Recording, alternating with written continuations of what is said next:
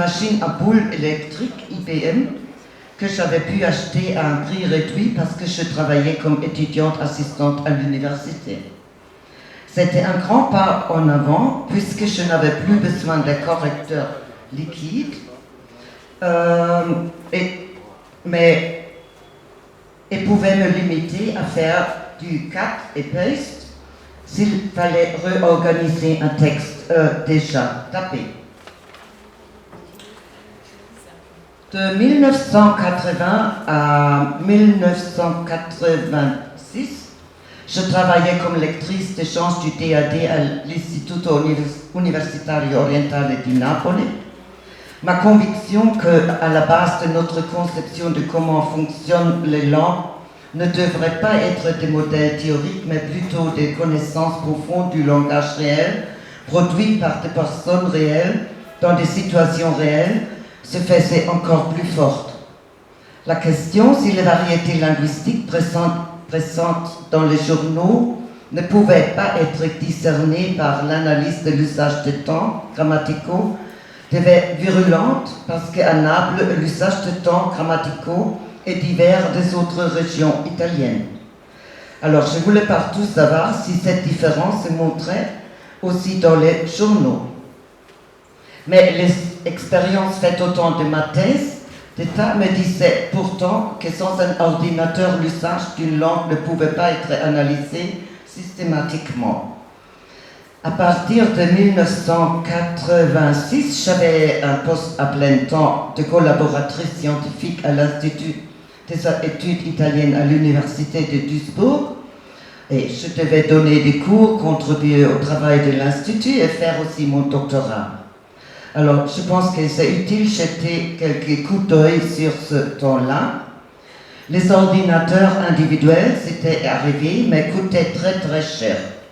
En Allemagne était en cours une très forte discussion sur la représentativité des corpus de langues.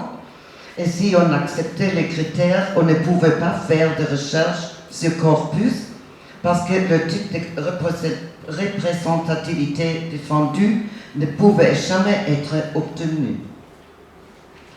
Et je ne pouvais pas non plus trouver un corpus électronique de journaux italiens. La plupart des gens qui s'intéressaient pour l'ordinateur savaient où programmer, ou commençaient à l'apprendre, et puis appliquaient ces programmes aux analyses de quelques phénomènes d'une manière assez capricieuse. Il n'y avait pas des ordinateurs à l'institut où je travaillais. Et les professeurs, je connaissais que des professeurs mâles parce que les femmes avaient du mal à accéder aux chaires. Donc ces professeurs me disaient, j'ai une tête, je n'ai pas besoin d'un ordinateur. Avec beaucoup de patience et persévérance, je suis réussi un jour à convaincre l'Institut d'acheter un ordinateur pour la secrétaire et de me permettre de l'utiliser pendant la nuit et les fins de semaine. De fil en aiguille, je réalisais que je devais créer moi-même un corpus électronique de journaux italiens si je voulais faire la recherche que je m'étais promise à faire. Un jour, je me procurais un crédit pour acheter mon premier ordinateur, un Ast d'occasion qui me coûtait 6 000 marks. C'était beaucoup d'argent dans ce temps-là, mais pas beaucoup d'argent pour un ordinateur IBM compatible. En 1999, l'université de Duisburg achetait un des premiers scanners Kurzweil existants pour 50 000 marks et j'étais une des premières à l'utiliser presque toujours pendant la nuit, quelquefois avec ma fille de 9 ans parce qu'il n'y avait personne à la maison qui l'aurait pu garder. Scanner était un cauchemar. C'est encore un cauchemar aujourd'hui quelquefois, mais si vous regardez bien cet exemple, vous verrez que par exemple là, alors les scanners ne reconnaissent presque rien et voilà, alors ça, c'était un cauchemar. Les corpus Il Mattino et Il Corriere della Sera ont été créés soit en scannant toutes les pages des journaux et corrigeant puis l'Europe, ou en tapant les textes. Pour la création des corpus La Stampa et La Repubblica, je me pouvais assurer à la fin le support des journaux même. Il est important de noter qu'aucune des personnes qui m'aidaient à créer ces deux sous-corpus parlait dans ce temps-là du droit d'auteur ou de la protection de données. Les journaux étaient, comme je l'ai déjà dit, considérés des déchets. Ce n'est pas la même chose aujourd'hui. Aujourd'hui, faire un corpus avec des journaux, c'est assez compliqué. Les journaux présentent un très complexe conglomérat de variétés textuelles et linguistiques. Quand vous étudiez la variation, vous devez avoir la possibilité de relier votre découverte aux unités d'où elle dérive. Vous devez donc baliser votre corpus. Un sac de mots n'est pas utile. Les schémas de balisage, dans ce temps-là, dépendaient tous d'un logiciel. Ces logiciels étaient très chers. J'expérimentais avec tout Step, WordCruncher, DBT. Aucun d'entre eux permettait le balisage complexe duquel j'avais besoin. Je commençais à désespérer et à me sentir assez perdu. J'étais déjà devenu membre de quelques associations scientifiques, vous avez une liste sur la diapositive, mais je ne pouvais pas y trouver une compréhension pour mon projet. J'avais déjà trébuché sur Humanist, il avait été fondé en 1987 par Willard McCarthy. Dans ce jour-là, il était une simple mailing list. L'écrire des mails était encore une chose rare entre le champ des facs, des lettres et sciences humaines. Les discussions via mailing list étaient encore presque inconnues. La toile ou le web n'existait pas encore. Sur Humanist, on pouvait participer à des discussions intéressantes, trouver des contributions pertinentes, demander de l'aide et surtout se sentir part d'un groupe international qui communiquait à travers les océans. Aujourd'hui, Humanist, ça existe encore, s'étend comme un séminaire, un colloque international en humanité numérique. Il est toujours dirigé par Willard McCarthy. Son but est de mettre à disposition un forum pour des discussions sur des questions intellectuelles, disciplinaires, pédagogiques, ainsi que sociales, et pour l'échange des informations entre le participant et participantes. Il existe un archive en ligne avec toutes les contributions. Un jour, j'ai trébuché sur l'ALC, l'Association for Literary and Linguistic Computing. Je pense que c'était à travers Humanist. Je suis probablement devenu membre de l'ALC en 1988.